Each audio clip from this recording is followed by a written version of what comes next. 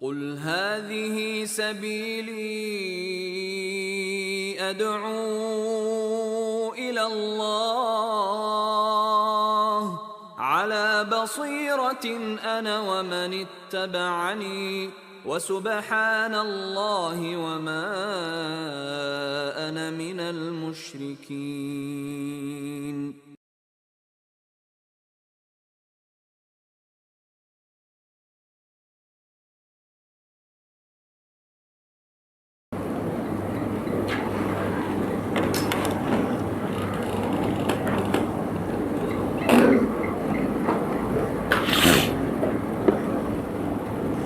Kita sama baca kitab Mulia dengan Manhaj Salaf karangan Al-Ustaz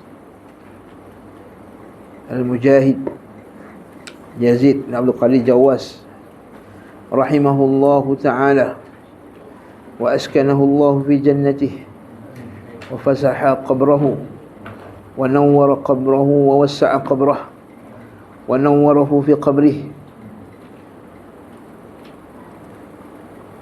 Muka surat yang ke-245, Ahli Sunnah pertengahan dalam hal-hal iman dan agama. Betul tak?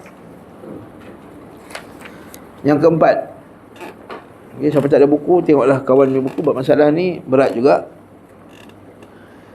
Yang keempat, Ahli Sunnah pertengahan dalam hal nama-nama iman, dipanggil musammal iman.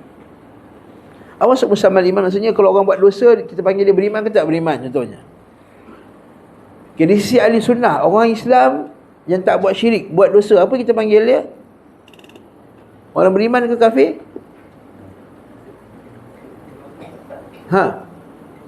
Ulang balik.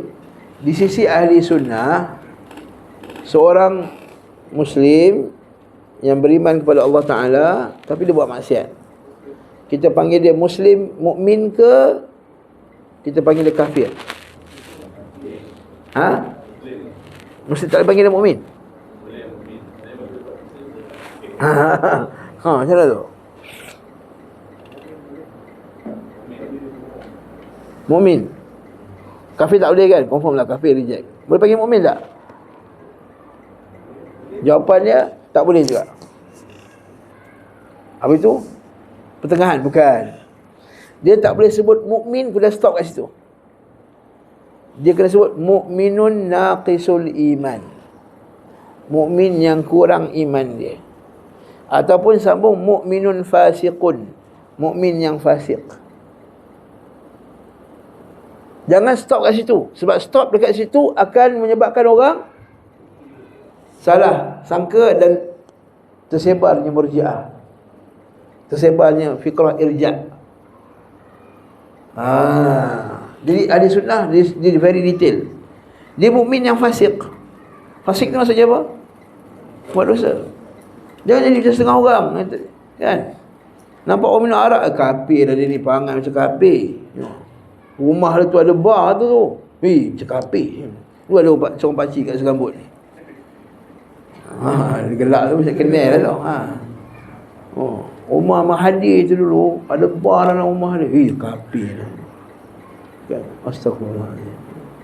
Hatta kalau rumah dia ada pak, ada kelab malam, ada PDD pun dalam rumah dia tu, takkan punya tak boleh panggil dia kafir, mukminun fasiqun, melainkan kalau dia buat perkara yang membatalkan keislaman dia. Itu dipanggil musammal iman. Okey. Antara golongan Haruriyah. Haruriyah ni Khawarij lah.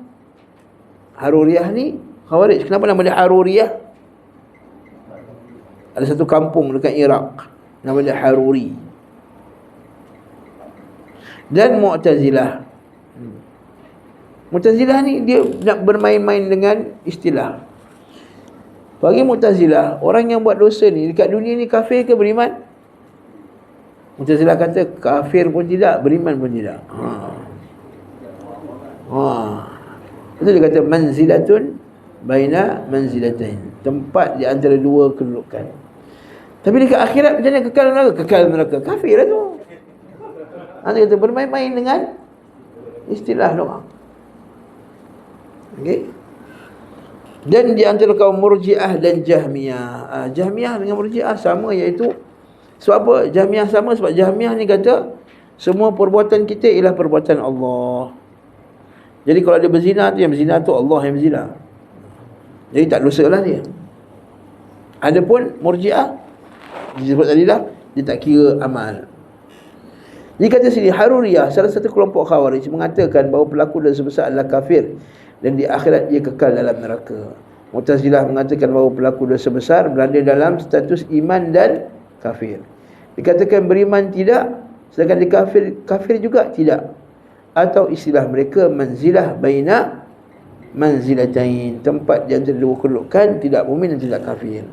Dan di akhirat bila tidak bertaubat akan kekal dalam neraka. Sama macam Khawarij lah sebenarnya.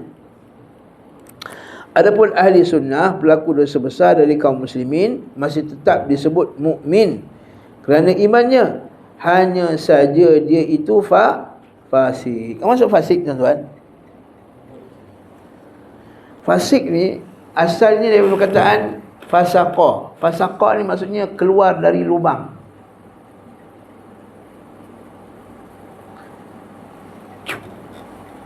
Okey. Sebab itulah Nabi kata uqtulul fuwaisiq, bunuhlah binatang fuwaisiq ni. Kalajengking, ular, tikus, yang semua keluar daripada lubang. Binatang ni binatang yang memudaratkan kesihatan dan keselamatan. Itu apa kaitan fasik tu dengan lubang tadi? Kata orang fasik ni ialah orang yang keluar daripada ketaatan. Dia keluar daripada ketaatan kepada Allah. Dan fasik ini luas, tuan-tuan. Kalau tuan-tuan buka Al-Quran, Allah kata wal kafiruna humul fasiqun. Wal fasiquna humul kafirun. Orang fasik itu ialah kafir. Jadi sebagai orang kata, bila fasik confirm kafir. Salah. Fasik itu luas, dia punya dimensi dia. Ada fasik yang menyebabkan kafir, ada fasik tak menyebabkan kafir. Yang penting tak taat, keluar daripada ketaatan. Bila tak keluar daripada ketaatan, ada tak taat yang menyebabkan jatuh kafir. Macam orang kafir, ada tak taat tak jatuh kafir. Jadi semata-mata fasik semata-mata. Okey. Apa dalil bahawa ada fasik tak keluar? Tak keluar. Nabi kata dalam Quran adalah hadis, wa man hajja wa lam yafsuq. Siapa yang buat haji tidak melakukan fasik, kan, wa lam yajhal, tak buat jahil, maka dihapuskan dosa-dosanya. Jadi adakah kalau buat dosa kafir terus janji? Tak ada siapa yang hukum sebegitu. Okey. Nah. Sama lagi. Atau dikatakan dia itu mukmin yang kurang imannya. Mukmin naqisul iman. Sedangkan urusan di akhirat apabila belum bertaubat adalah terserah kepada Allah. Hadis yang kita baru baca tadi. Jika Allah menghendaki akan disiksanya sesuai dengan keadilannya, jika menghendaki diampuninya sesuai dengan sifat kasih sayangnya. Kelas. Jelas tak masalah ni? Terusnya, ahli sunnah pertengahan antara golongan Rafidhah dan Khawarij dalam masalah sahabat Nabi sallallahu alaihi wasallam. Maksudnya Khawarij kafirkan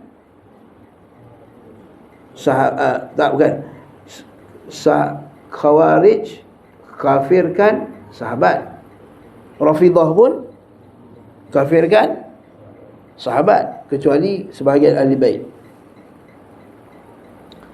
Okey. Jadi ahli sunnah dia tidak kafirkan sahabat, bahkan mencintai para sahabat. Okey. Jadi sebenarnya kalau nak pertengahan ni,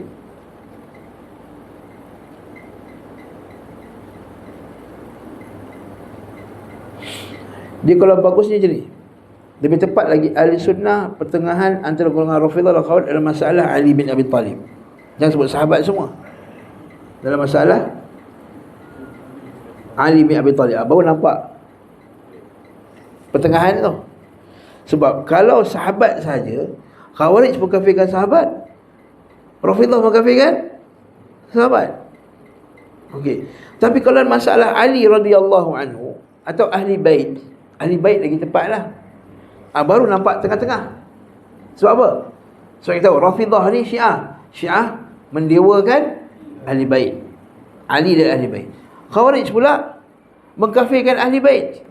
Nawasib. Dicela Ali dalam mimbar, atas mimbar. Okey? Itu cerita dia. Jadi lebih tepat Ali lah. Jadi Rafidhah, jadi yang lebih tepat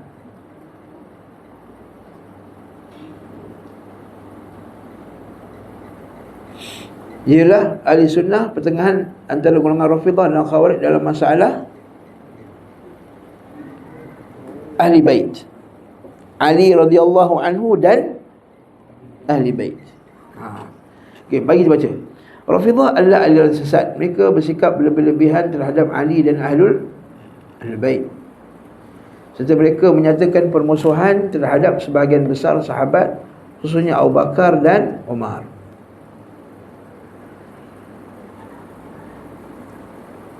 Khawarij pula aliran sesat mengkafirkan Ali dan Muawiyah, nampak? Serta para pendukung keduanya. Mereka Khawarij disebut demikian kerana menyatakan keluar dari kepimpinan Ali setelah perang Siffin. Perang Siffin perang dengan siapa? Lah, itu perang Jamal. Perang dengan Muawiyah. Kenapa Khawarij keluar daripada Muawiyah? Kenapa Khawarij keluar daripada Ali?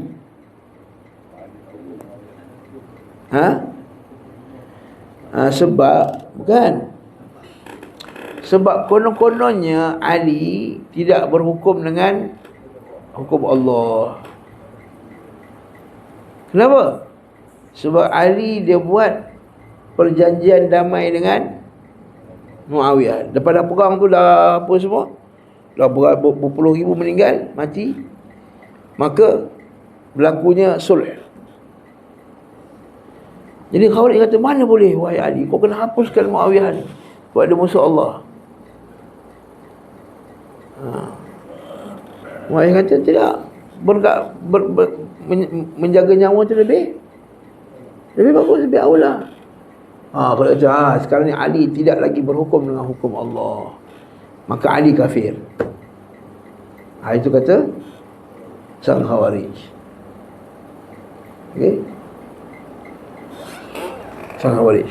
Dan kemudian Abbas pergi berdebat dengan Khawarij dalam bab tadi. Okey, nanti pada bab ni kita akan cerita insya-Allah. Prinsip Khawarij yang paling mendasar ada 3 yang mereka telah menyimpang, sesat dan menyesatkan kaum muslimin. Pertama, mengkafirkan Ali bin Abi Talib, Uthman bin Affan dan 2 hakim. 2 hakim ni siapa?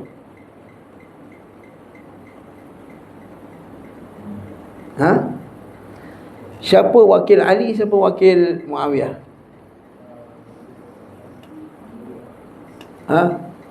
Amr al-As dan siapa? Bukan. Siapa wakil Ali? Bukan. Siapa yang geng dengan Ali? Miqdad.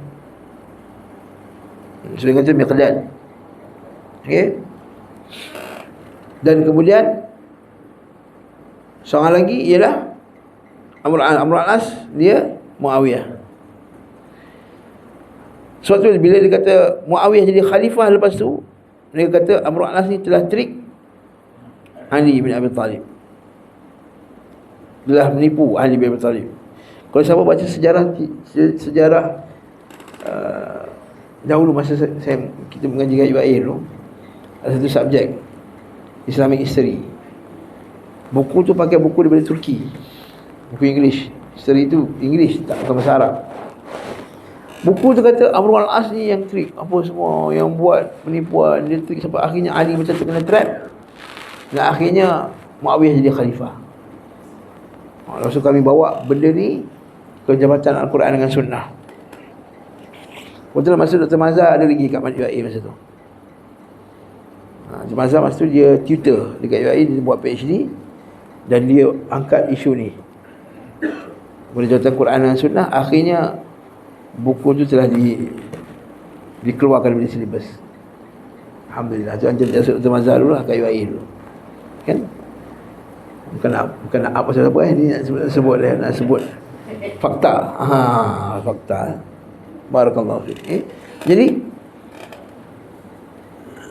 wajib keluar memberontak dari penguasa dan zalim. Nampak? Khawarij kata wajib memberontak dari penguasa yang zalim. Khuruj. Dan ini sama juga dengan Mu'tazilah. Lepas tu kalau kita tengok, bila adanya pemberontakan, biasanya siapa geng siapa? Siapa yang keluar? Liberal dengan Khawarij. Tengok mana-mana demonstrasi yang dekat dunia ni. Masa kat Mesir dulu, yang banyak keluar masa tu ialah Ikhwan dengan geng liberal. Betul tak? Dekat Malaysia pun dulu yang keluar bersih siapa? Yang keluar video ni liberal, betul tak? Dan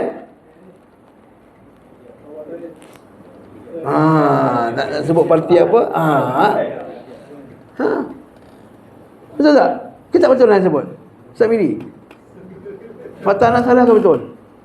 Yang nak sebut ni betul ke salah? Betul kan? Masa keluar bersih dulu, bersih 1, bersih 2, bersih 3, bersih 4, apa semua. Itu sama golongan liberal. Geng-geng Syamudin Rais dan apa semua, geng-geng ni semua. Dan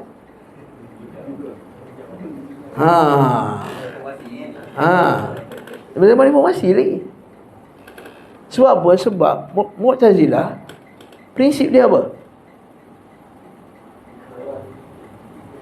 Mu'tazilah ada 5. Rukun Mu'tazilah 5. Saya ulang. Rukun Mu'tazilah ada 5. Apa rukun Mu'tazilah? Belajar rukun iman, belajar rukun Mu'tazilah. Tak apalah. Untuk tahu ajaran sesat kan. Rukun Mu'tazilah apa dia? Pertama, tauhid. Maksud tauhid bagi mereka ni ialah Allah tak ada sifat. Jangan ingat tiba-tiba kita nak tauhidkan Allah. Jangan. Tauhid yang Mu'tazilah tak sama dengan tauhid Ahli Sunnah. Yang kedua apa dia? Al-adlu, iaitu Allah tidak terlibat dengan perbuatan manusia. Lepas tu al-amru bil ma'ruf wal nahyu 'anil munkar. Maksudnya ialah jatuhkan pemerintah.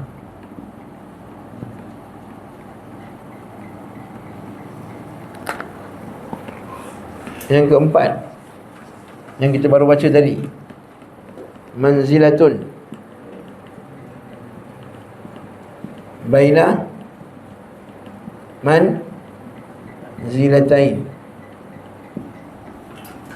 iaitu orang beriman, orang yang buat dosa, orang Islam yang buat dosa, tidak beriman, tidak juga kafir, dianggap Yang kelima, al-wa'du wal-wa'id,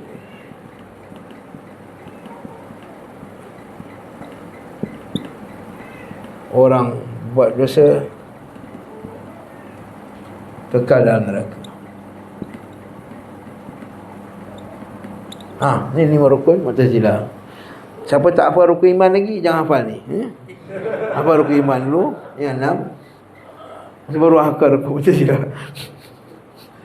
Siapa dah hafal rukun iman, baru hafal rukun Mu'tazilah. Rukun Ahli Sunnah dulu. Okey. Ta'allamtu syarra laysa li syarri walakin tawaqqihi wa man lam ya'rifi syarra min al-khairi waqa'a fihi. Patah Arab kata apa? Siapa yang kenal baik tapi tak kenal jahat, dia akan jatuh dalam kejahatan tadi. Kata aku belajar benda jahat bukan sebab nak buat benda jahat, tapi supaya menjauhi benda yang jahat. Barang siapa yang kenal benda baik dan tak tahu benda yang jahat, maka dia akan terjatuh dalam benda yang jahat. Kan? Macam Eminem punya rappers pula kan, rap. Barakallahu fiik. Sudah? Faham tak ni? Barakallahu fiik. Jadi kalau kita tengok rukun Mu'tazilah dengan Khawarij sama, iaitu wajib keluar memberontak. Dia tak melaksanakan rukun dia.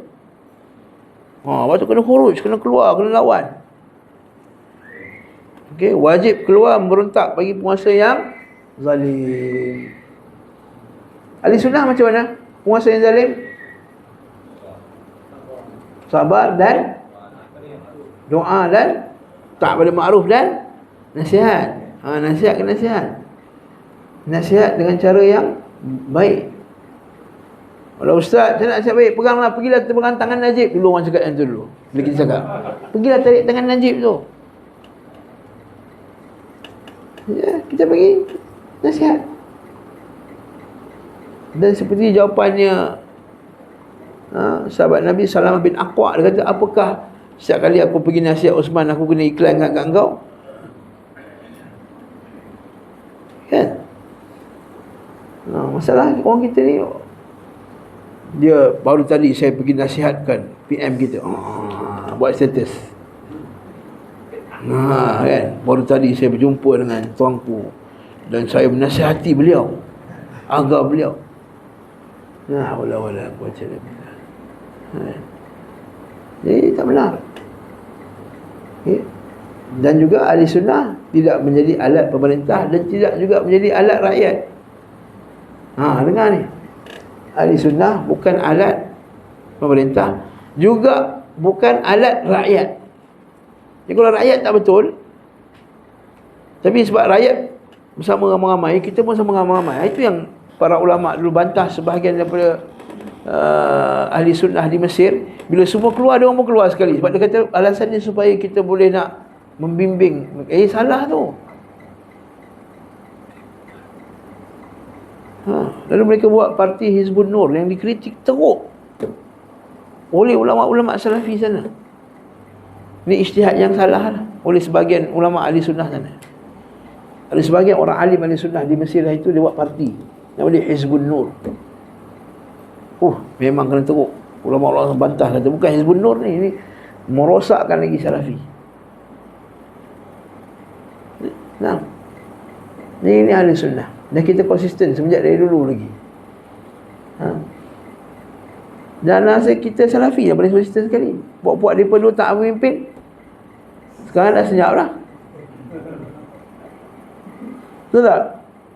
Ke tak betul? Ada bukti saya. Saya akan keluarkan kotak nanti, kotak-kotak bukti. Mereka dulu kata kita ni ulama DAP lah, apa benda lah, apa semua. Allahul musta'an. Sekarang mereka adalah ulama DAP sebenarnya, bekerjasama pula dengan DAP. Satulah, Masya Allah, kita bawa isu macam ni. Kita bawa isu kepertian dalam perbincangan politik kita di sunnah. Perbincangan kita kepada pentingnya la haula wala quwwata illa billah. Jangan provok jangan provok. Baik. Jadi yang ketiga, pelaku dosa besar adalah kafir dan akhirat kekal dalam neraka. Jadi hampir tak Mu'tazilah dengan Khawarij, hampir sebenarnya. Sudah hampir dalam Mu'tazilah. Sebab apa? Sebab tu yang kata para ulama, bila dia menggunakan ar-ra'yu, pendapat-pendapat, dia akan sama juga dia punya pengakhiran dia, manhajnya akan sama juga. Jadi kalau tengok Asy'ariyah, Maturidiyah, akhirnya dia akan sama juga pada penghujungnya. Tak dapat, kan? Tak dapat, dia tak boleh nafikan, dia akan tolak juga. Alhamdulillahirabbil alamin. Okey. Sedangkan ahli sunnah, mereka mencintai seluruh sahabat, menempatkan mereka pada kedudukan yang sesuai, tanpa ghulu dan tanpa menyia-nyiakan. Satu lagi lah masalah ghulu dalam akidah. Okey, ada 8 minit lagi. Ahli sunnah pertengahan antara Mu'tazilah yang mengikuti mereka dari mutakallimin, ahli kalam seperti Kullabiyah, Al-Asy'ariyah, Al-Maturidiyah dan selainnya dalam perkara mangkul, dalil syar'i dan ma'qul.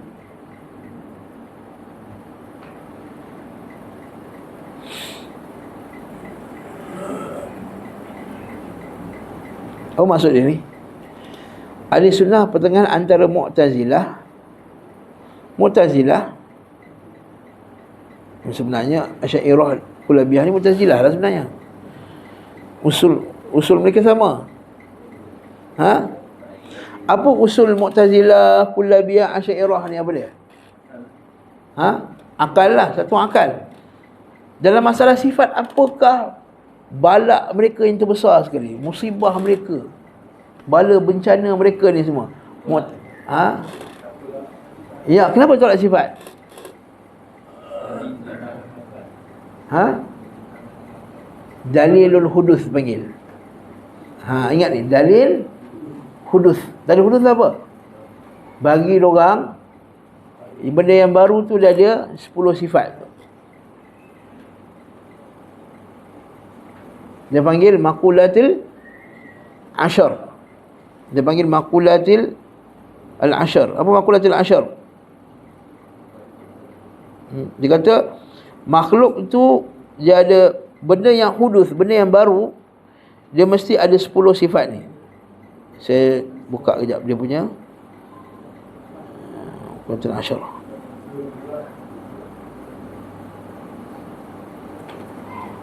Okey.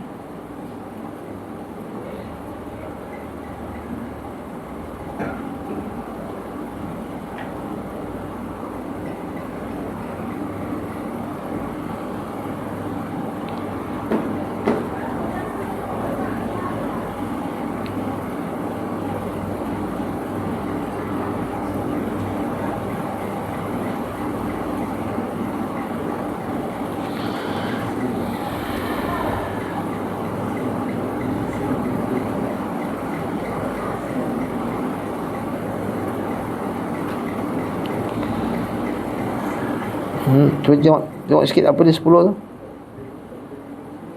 Okey. Pertama sekali jisim, jauhar. Pertama sekali masalah jisim. Yang kedua bilangan. Yang ketiga kaifiat.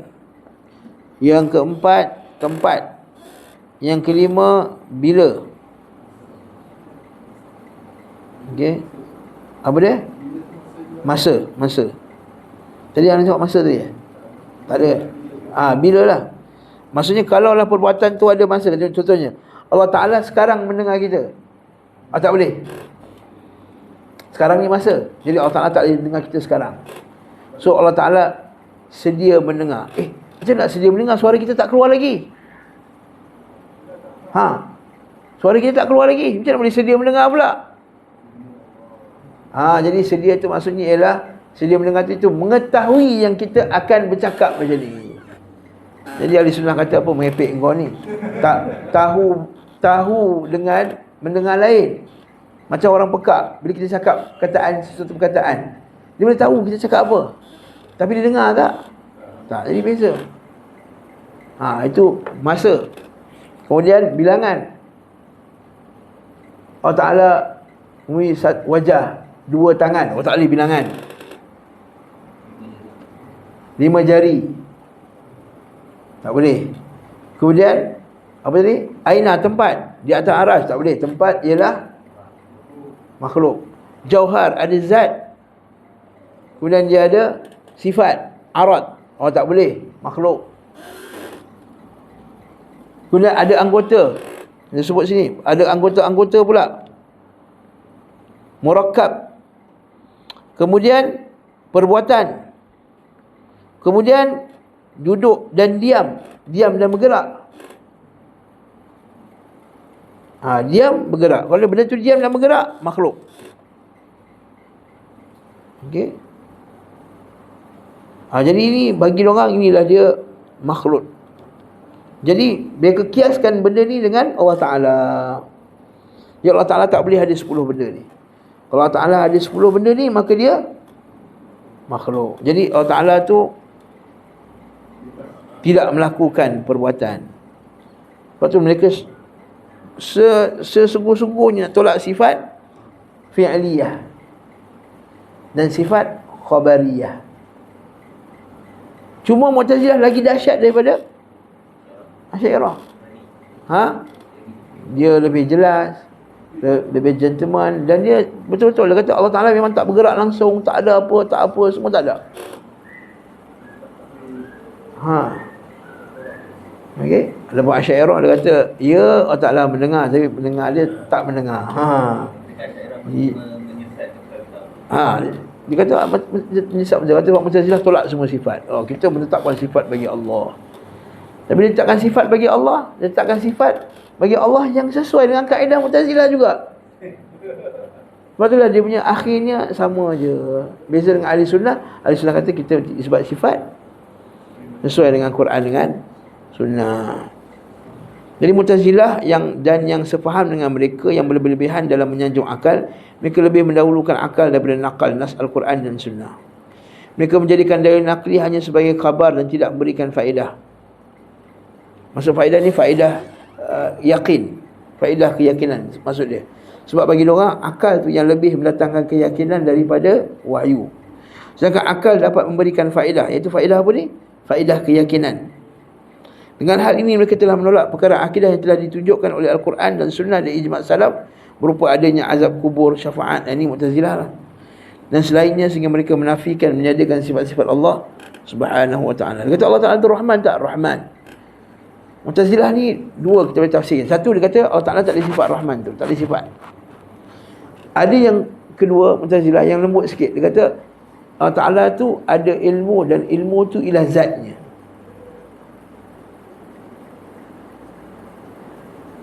Macam mana tu? Allah Ta'ala itu berkata-kata tu zatnya. Maksudnya dia tak nak terima sifat.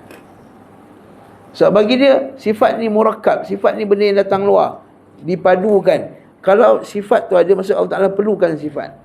Jadi kalau Allah Ta'ala perlukan sifat, Allah Ta'ala perlukan pada benda lain. Kalau Allah Ta'ala perlukan benda lain, maka Allah Ta'ala tu bukan Tuhan. Sedangkan kita kata tak, sifat tu ialah Allah. Sebab mana mungkin benda wujud tanpa sifat? Semua tahu sifat itu ialah al-qadru zaid, nilai yang ditambah pada zat. Bukan dia itu zat. Sebab sifat dia tak boleh berdiri dengan sendiri, dia nilai tambah pada zat. Ini meja. Apa sifat dia? Keras. Keras tu boleh tak berdiri sendiri tanpa zat? Tak boleh. Kita tak boleh nampak, saya nampak keras. Tak boleh. Mesti nampak pokok yang keras, karipap yang keras. Kan? Ila akhiri.